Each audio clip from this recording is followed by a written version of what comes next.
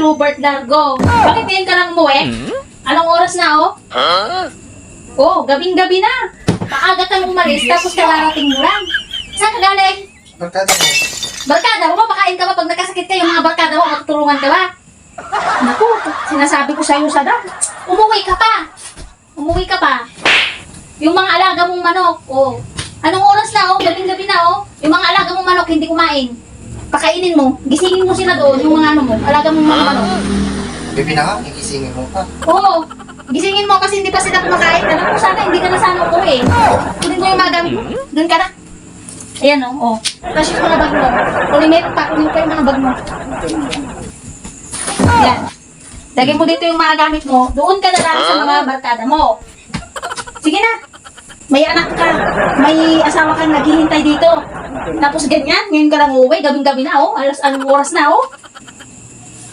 Ano yan? Yan.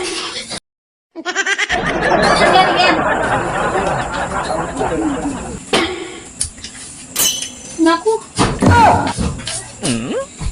Saan ka nakatawa? Ko. Kung ganyan. Alam mo ba? Yung kumari ko, nagpa-prank kami. Hindi naman talaga kita papalayasin. Nasawa. Hindi palagi naman ganito. Naku, walang problema. Hindi kita papalayasin. Practice ko lang ito kasi yung kumari ko, may pa-prank kami. Pa-prank namin yung asawa niya. Kaya ano, hindi kita papalayasin. Kumain ka na? Hindi pa. Ha?